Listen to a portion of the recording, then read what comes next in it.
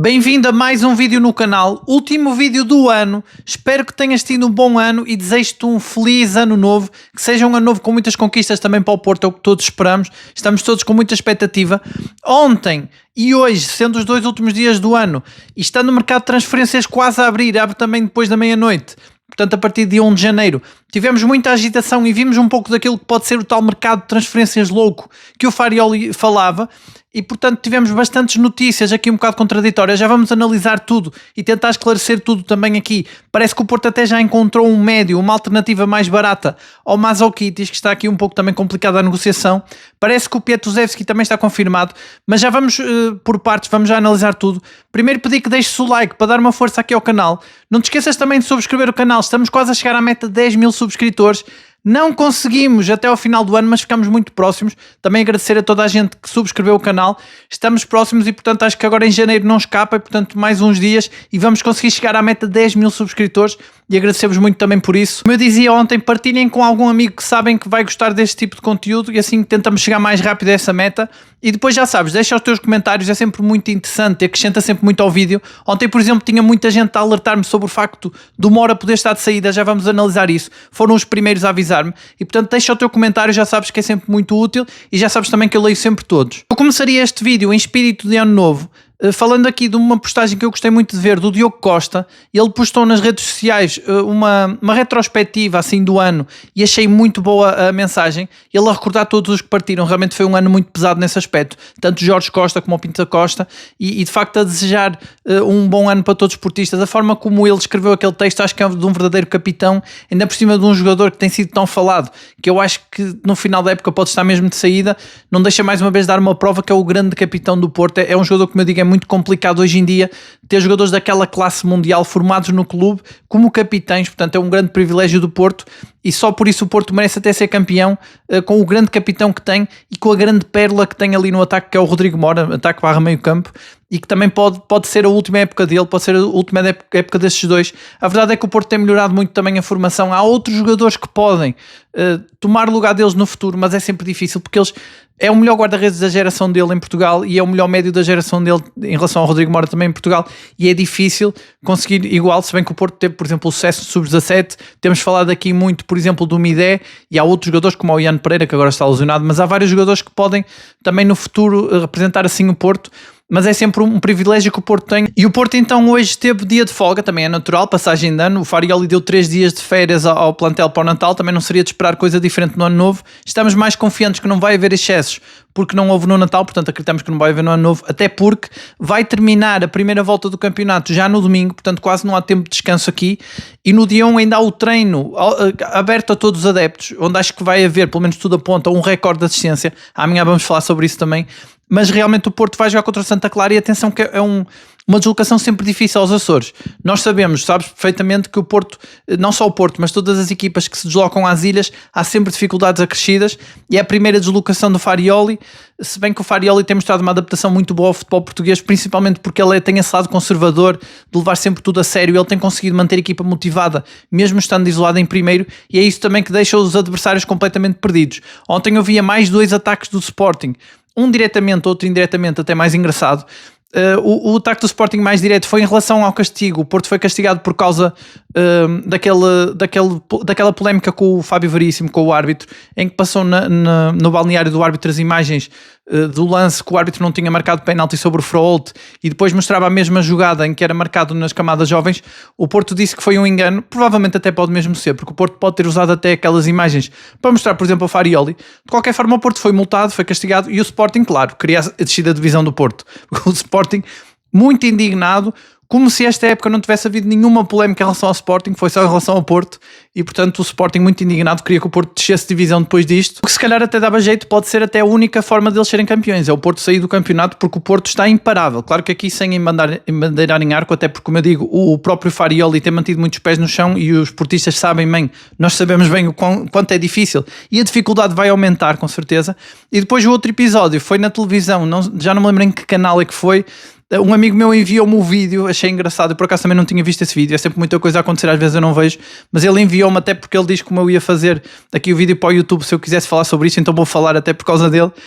e que foi uma jornalista, uma comentadora, que eu acho que é ligada ao Sporting, não sei se ela assume que é Sportingista ou não, parece que se chama Sofia, não sei, mas parece que ela a dizer, e nesse vídeo, nesse corte, ela a dizer que o Sporting merecia estar em primeiro porque joga melhor que o Porto, e depois a jornalista pergunta-lhe, pede para ela especificar melhor, e ela diz, não, porque o Sporting tem coisas que o Porto não tem, e a jornalista diz, pois sabes uma coisa que o Sporting não tem, que o Porto tem, o Sporting tem derrotas, coisa que o Porto não tem, e realmente é mesmo isso. O Porto está sem derrotas. Achei engraçada essa saída do jornalista. Não sei se a jornalista era portista, acho que no mínimo tinha bom senso, mas realmente estes ataques, isto cria muita azia nos rivais, porque os rivais, o Sporting queria o tricampeonato, o Benfica também queria voltar aos títulos, e o Porto está contra todas as probabilidades, né? Como dissemos naquela retrospectiva, não era previsível que o Porto estivesse tão forte agora.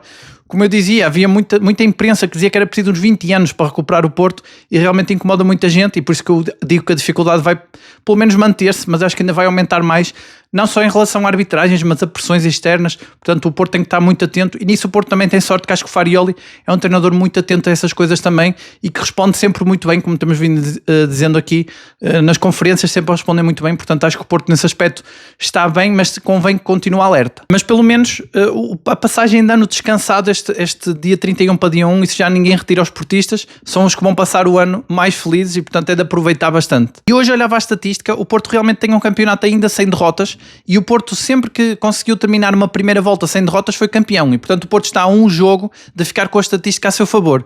Sabemos que houve momentos, por exemplo aqui, em que a história pesou pelo lado negativo, com uma derrota com o Nottingham, o Porto podia ter ganho, mas eu tinha analisado aqui na altura, eu acho que foi o peso da história, o facto de o Porto nunca ter ganho em Inglaterra, e aqui temos o peso da história ao contrário. Se o Porto ganhar nos Açores, ou pelo menos se não perder, a história diz que o Porto costuma ser sempre campeão, e portanto é um bom presságio também para começar logo uma segunda volta que vai ser com um Porto na máxima força. Nós temos um Samu em crescendo, que está a trabalhar muito os lances de costas para a baliza, de construção, portanto o domínio de bola, e está a melhorar muito. Nós temos visto como ele tem, até depois de ter melhorado essas características, parece que foi do dia para a noite, mas temos muitas provas e muita gente que diz que realmente ele tem trabalhado isso até pós-treino, tem ficado mais tempo nos treinos a trabalhar isso, portanto com muita dedicação, e está-se agora a ver os frutos. Um Samu goleador que bateu recordes, mesmo pessoais e até do clube, em dezembro. Eu hoje vi uma estatística que o Samu foi dos pontas de lança que mais rápido chegou ao número de golos, eu penso que é 35 golos que ele tem, e ultrapassou vários nomes aqui conhecidos, como por exemplo o Taremi, como o Marega, jogadores que também marcaram muitos golos,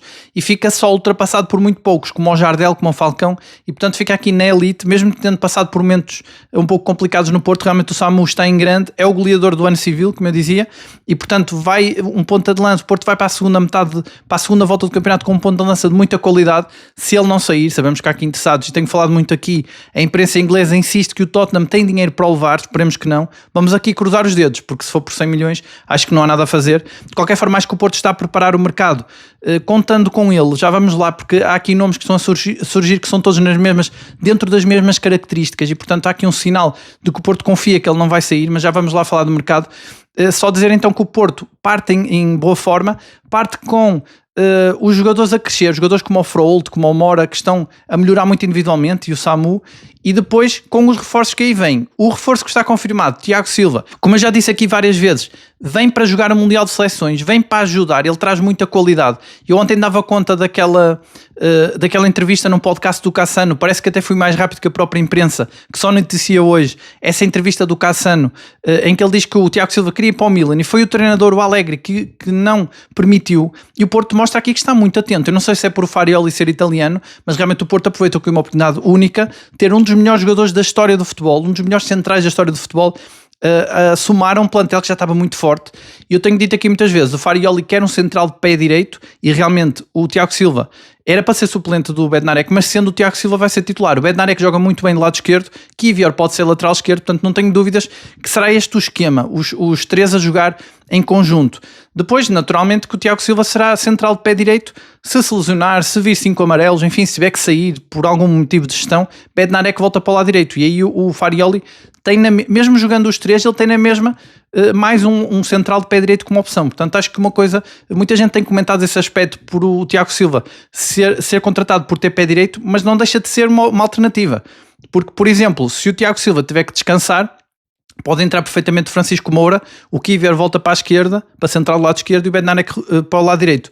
Portanto, acho que uma coisa não implica a outra, e o Tiago Silva acho que vem para ser titular e vem para acrescentar muita qualidade a este plantel. Eu hoje tive a confirmação que o Tiago Silva só vai se juntar ao plantel depois do estágio, portanto ele só vai se juntar quando a equipa estiver no Algarve, e portanto esse estágio vai ser mesmo para receber os reforços e para treinar essas novas dinâmicas, para melhorar também algumas dinâmicas da equipa, aproveitando essa ausência da Taça da Liga. E não vai ser só o Tiago Silva que vai chegar nessa altura. Hoje surgem notícias que está praticamente confirmado que o Pietuzevski vai assinar pelo Porto. Parece que o Jagiellonia vai libertá-lo só quando for também, curiosamente, vai para um estágio na Turquia, e aí o jogador já não deve partir com eles. Eu tinha dito que achei estranho ter observadores do Jagiellonia no Estádio do Dragão no último jogo.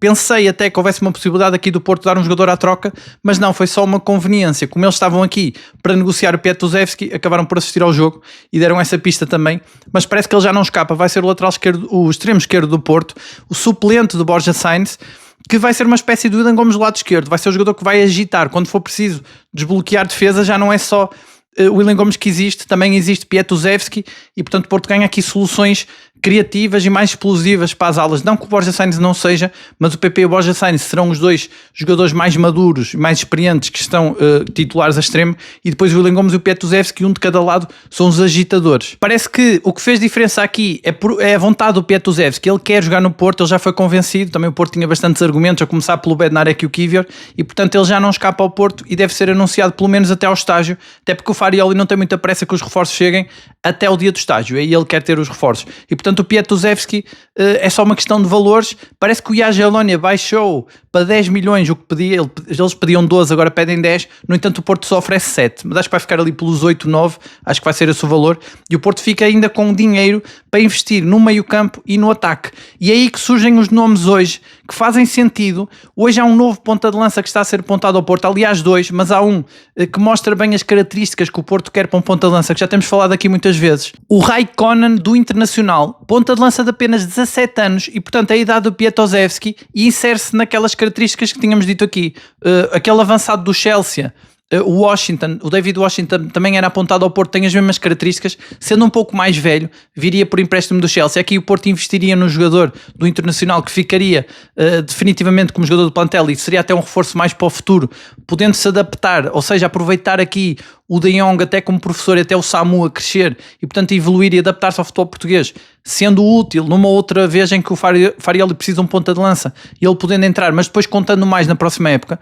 Portanto, acho que é para levar a sério este jogador do Internacional. Mas não é só o Raikkonen e o próprio David Washington que vem aqui confirmar que o Porto procura um ponta de lança jovem. É que há um outro nome ainda mais novo, 16 anos, o Gustavo Zabarelli do São Paulo, tem apenas 16 anos, só que ele tem passaporte italiano, então ele pode já vir para um clube europeu, e o Porto aqui também se pode antecipar a muitos interessados, começando pelo Barcelona, pelo Chelsea, portanto todos os tubarões muito atentos. Parece que é um jogador também com muito talento de futuro, e portanto o Porto mostra aqui que entre David Washington, que viria emprestado, seria um pouco menos vantajoso para o Porto, Raikkonen e Zabarelli, portanto 3 pontas de lança muito jovens. É esta característica que o Porto quer de ponta de lança, pelo menos se não vender ninguém, mantendo o orçamento que tem. São jogadores que não ficam muito caros, são apostas de futuro, jovens promessas, portanto deve chegar um ponta de lança destes ao Porto. Eu olhando às condições dos três, tanto contratuais como os clubes onde estão, e também olhando às idades, acho que o Raikkonen será a melhor opção, até porque pode ainda jogar, tem 17 anos, acho que o Zabarelli com 16 anos é um pouco jovem demais. Mas o Porto então a virar-se para pontas de lança jovens, pontas de lança de futuro e de mercado internacional, são os 3 brasileiros, portanto há até a impressão aqui que o Porto tem uma preferência por pontas de lança brasileiros, só que aquilo que eu tenho dito, nós temos que olhar para o mercado de transferências que o Porto está a fazer, não tanto como é este o jogador que o Porto quer, mas são estas as características do jogador que o Porto quer. Portanto acho que acaba por se fechar aqui a porta a vários nomes que tínhamos falado aqui com muita qualidade, tanto nomes internos como os pontas de lança, como o Clayton, como o Pablo, como o próprio Zabiri do Famalicão. Portanto havia aqui vários pontas de lança do mercado interno que eu também já tinha deixado aqui a dúvida, porque o Porto não tem investido muito no mercado interno, e depois havia outros nomes como o Ricardo Matias, como o Panicelli, que tínhamos falado aqui bastante, mas que parece que o Porto agora se vira mais para um ponta de lança jovem, e portanto surgem estes 3 nomes, e nos próximos dias vamos com certeza ter mais novidades sobre eles. Depois, em relação ao meio campo, sabemos bem quais são as prioridades de Farioli. Batrakov e Kenneth Taylor, Kenneth Taylor não tem sido muito falado, portanto presumo que não deverá chegar ao Porto, pelo menos esta época. O Rúben Neves, ontem havia gente que comentava que ele já ia para a Inglaterra, mas atenção que não está nada confirmado. Ele pode até ficar na Arábia, embora ele não queira, e pode haver aqui uma negociação com o Porto, porque ele ainda não... Dizem que está apalavrado com o Manchester, mas essas notícias já surgem há 2 semanas e o que é certo é que ele ainda não saiu. Também o mercado de transferências só abre amanhã e é por isso que podemos ter mais novidades a partir de amanhã. Mas de qualquer forma essa possibilidade mantém-se em aberto, ainda que o Porto dá sinais que já se está a virar para o outro lado e também para jogadores jovens, porque há aqui um jogador que parece que também está próximo do Porto e é um jogador não muito caro, portanto insere-se nessas características, que é o Gustavo Puerta do Santander. O Gustavo Puerta joga na segunda divisão, mas ele já tem experiência de Primeira Liga, ele já jogou no Bayer Leverkusen e já jogou também na Liga Inglesa, e portanto isto são características que mostram que ele tem uma força muito, tem um futebol forte fisicamente, porque jogou em Inglaterra, portanto o Porto tem ido buscar muitos jogadores lá por causa dessa intensidade que o Farioli tanto valoriza. Parece que é um jovem, ele tem 22 anos, que é um box-to-box, joga até no meio campo a 2 no Santander, portanto é um jogador que está habituado a correr muito e pode ser este o substituto ideal do Froholt, até por ser jovem e vir da segunda divisão, poderá não ser logo titular e não se chatear tanto com esse aspecto, e o Porto volta mais uma vez a poupar, não tendo que vender ninguém, porque há sempre essa possibilidade do Porto vender alguém e ganhar muito dinheiro e poder contratar um jogador desses que são falados mais caros. O que estava mais próximo de assinar pelo Porto era o Mazzokitis, mas o Porto tem muita concorrência, começando também pelo Manchester United e também o próprio valor do jogador. O Porto só aceita pagar no máximo 20 milhões, tanto pelo Batrakov como pelo Mazzokitis, e o Mazzokitis são 25 milhões que pedem por ele, o Batrakov também são 23, embora o valor aqui esteja mais próximo, mas é difícil negociar com clubes russos, e portanto acho que este Gustavo Puerta é para levar a sério e pode dar aqui uma solução mais barata, uma solução também de futuro, e parece-me ser um jogador também com as características do Froholt, muito forte fisicamente e um box-to-box. Parece que este jogador, o Gustavo Puerta, está avaliado em 3 milhões de euros, mas parece que vão pedir um pouco mais, mas mesmo que o Porto pague 5 milhões por um médio não é muito, e eu recordo que um dos melhores reforços, talvez não é o melhor reforço para o meio campo, porque o Porto contratou o Froholt, mas o Pablo Rosário custou apenas 3 milhões e meio, e é o jogador que hoje todos reconhecemos como uma peça muito importante, que até eu acho que ele já roubou a titularidade ao Varela, e portanto tem feito grandes jogos, e o Gustavo Puerta, portanto, não é pelo valor que vai ser inferior a outros nomes que se tem falado que realmente são mais caros. Há um outro nome que é o Lars Begovic, que também ainda há essa possibilidade. Ele seria extremo esquerdo, mas também poderia ser médio, ele faz várias posições, só que a questão de chegar o Pietuzewski e agora estes nomes todos que estão a ser falados, estes jovens, tanto para a ponta de lança como para médio, mostram que pode ser mesmo essa a ideia do Porto. O Porto tinha aqui 2 soluções. Ou avançava como ao Benfica para jogadores do mercado interno, que são jogadores que já estão adaptados ao futebol português, ou avançava para jovens, isto não querendo gastar dinheiro, e acho que o Porto está a avançar para jovens, um bocado em contraciclo até que fez com o Tiago Silva, mas eu acho que o Tiago Silva teve 2 fatores diferentes em relação a estes jovens, que é ser defesa, e o Farioli valoriza muito a experiência na defesa, sendo treinador italiano, e depois também a oportunidade, porque o Tiago Silva estava ali a tentar ir para o Milan, e o Porto aproveitou o facto de ele querer vir para a Europa e antecipou-se. Portanto, se o Porto a confirmar-se nos próximos dias e avançar pelo Gustavo Puerta e por um destes 3 pontas de lança jovens, ou por jogadores com as mesmas características, podemos abrir aqui a porta e podemos dizer quase com certeza que o Porto vai avançar para um lateral esquerdo, e pode mesmo ser o Kaique do Cruzeiro, que é mais um jogador jovem, mais um jogador de futuro, e também pode ter aqui aquela adaptação ao futebol português, pode ser útil se for necessário. O Porto já tem o Francisco Moura e até o Kivior pode jogar ali, Martim Fernandes também, e portanto o Porto pode mesmo avançar para o Kaique ou para algum lateral esquerdo com as características dele. Portanto o mercado está muito vivo, o Farioli já tinha dito que ia ser um mercado louco. E agora falando de saídas, há 2 jogadores do Porto que estão nas bocas do mundo. É o Samu, já falamos aqui muitas vezes, aliás já falei no início do vídeo, ele tem o Tottenham disposto a pagar 100 milhões por ele. Agora também não sei se há aqui bluff, porque normalmente os clubes gostam de negociar, e eu não estou a ver o Tottenham a chegar-se à frente pela cláusula logo assim de caras. Ainda que o Samu faz um mês de dezembro tão bom que pode convencer mesmo uma equipa assim a pagar tanto por ele. Agora, o Tottenham sabe que se não avançar por ele agora em janeiro, muito provavelmente não consegue contratá-lo depois do Mundial. Ele pode se valorizar ainda mais no Mundial. Se o Porto ganhar títulos e ele continuar a marcar muitos golos e fazer grandes jogos como fez em dezembro, acho que o Tottenham não vai ter hipótese, porque vão aparecer outros clubes. Fala-se de muitos clubes ingleses, o City, o Chelsea, o Manchester. Vai ser muito difícil para o Tottenham. A imprensa inglesa insiste que o Tottenham tem 172 milhões, poderia gastar 100 aqui com o Samu, mas também era preciso que o Samu aceitasse. Atenção que o Samu está muito comprometido com o Porto também, e tudo indica, pela forma como o Porto se está a mover no mercado, que não vai vender nenhum destes craques do 11 principal. Ainda assim, se o vendesse, claro que teria aqui dinheiro para investir noutros nomes, como temos falado aqui, dos Batrakovs da vida e de outros jogadores como o Luís Henrique, jogadores com muita qualidade. E o Porto, estando-se a virar para os jovens, acho que dá a entender que de facto o Samu não vai sair, mas ainda é cedo para falarmos sobre isso. Vamos ter também muitas novidades nos próximos dias, lá está, porque É o tal mercado louco. E agora, a notícia que surgiu ontem, foi interessante que eu tinha acabado de postar o vídeo e a notícia surgiu de que o Atlético de Madrid estava disposto a pagar a cláusula do Mora. Ora, isso foi tudo sensacionalismo, porque o Mora não tem uma cláusula de 70 milhões, ele tem uma cláusula de 105 milhões, porque o Porto chegou a acordo com o jogador quando houve aqueles problemas todos com os clubes árabes que queriam levar o Mora. O Porto chegou a acordo e o Mora tem uma cláusula de 70 milhões, é verdade, mas é só no verão. Portanto, agora no inverno o Atlético teria que pagar 105. Então isto é mais uma jogada que faz lembrar a jogada que fizeram também na Arábia, porque é assim, disseram que iam oferecer 60 milhões pelo Mora quando a cláusula era de 70. E agora a cláusula é de 105 e o Atlético diz que dá 70. Portanto, acabam sempre por... É quase igual àquela pessoa que diz agarrem-me senão eu bato-lhe, porque os clubes sabem, com certeza sabem que a cláusula está mais alta e lançam um valor de uma cláusula que é só no verão. Não sei o que é que eles querem com isto, não sei se é sinalizar o interesse, não sei se é para testar as águas, se é para agitar, se tem aqui algum interesse oculto de tentar afetar o jogador. O Mora está a ser muito vítima disso, foi no verão e ele ficou um pouco afetado ali nos primeiros jogos no Porto e agora outra vez, espero que desta vez ele não fique afetado e que perceba que não faz sentido, nem sequer faz sentido ele ser em janeiro, portanto acho que está fora de questão. Agora se um clube pagar 105 milhões, claro que não há hipótese, ele tem que ser em janeiro e 105 milhões é ainda mais do que a saída do Samu e portanto o Porto ficaria com dinheiro para ir buscar uma alternativa ao Mora, embora como eu digo, tanto o Diogo Costa como o Mora não há substitutos porque são jogadores que são os melhores jogadores da geração deles em Portugal na posição deles e são formados no Porto, portanto tem essa mística e isso não se compra noutros clubes. Portanto acho que o Mora está muito bem no Porto e ainda tem um outro fator. Ele quando ganhou os Dragões de Ouro, ele disse que queria ser campeão, queria ter a sensação de festejar nos aliados e portanto acho que o Mora tem que ficar até o final da época.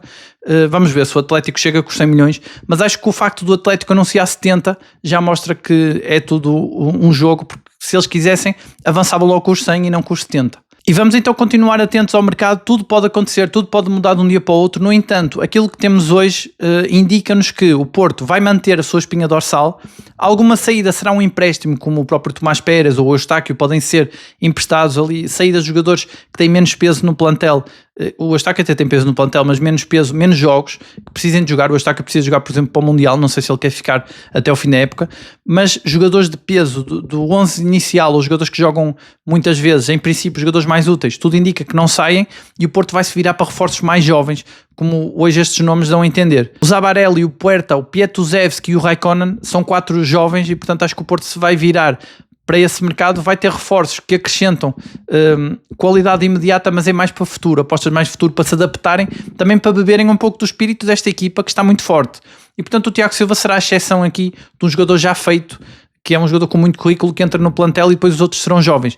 Para já é isto que indica que o Porto vai fazer. Claro que um clube que paga uma cláusula de rescisão de um dos craques do Porto, à exceção do Froholt, que não tem como tirá-lo do Porto porque não pode, claro que isso pode mudar tudo e fazer com que o Porto se reforce com jogadores mais caros. E depois tem ainda o lateral esquerdo, que eu acho que o Porto ainda vai tentar ir a um lateral esquerdo antes do estágio, mas só quando tiver estas posições todas fechadas. De qualquer forma, se souberes de mais alguma novidade ou se tens outra sugestão de outros nomes ou se tens até outra visão em relação ao que vai acontecer, não te esqueças de deixar nos comentários. Já sabes que eu leio sempre os comentários todos. Não te esqueças também de deixar o like para dar uma força aqui ao canal. Subscreve o canal também se ainda não subscreveste, para chegarmos à meta de 10 mil subscritores. Estamos quase a chegar lá. Também agradecer a quem já subscreveu. E amanhã temos então o treino à porta aberta, a tal tradição que volta. Muita gente perguntou se o Porto teria alguma surpresa. Pode ainda acontecer, o Fariel deixou a porta aberta, mas acho pouco provável, a não ser que surja agora alguma notícia, pelo menos até à meia-noite, porque o mercado vai abrir logo ali na hora do treino, portanto não acredito muito que chegue alguém, mas pode chegar, ainda pode haver uma surpresa e esta direção habituou-nos já que tudo pode acontecer. A única certeza para já, que acho que é a boa notícia deste treino e também para domingo, é que o Diogo Costa não teve nada de grave, está recuperado e portanto tudo indica que esse treino vai ser uma grande festa e eu volto amanhã com mais um vídeo para analisar toda a atualidade do mercado e também toda a atualidade da equipa. E de resto é isso, um abraço e até amanhã.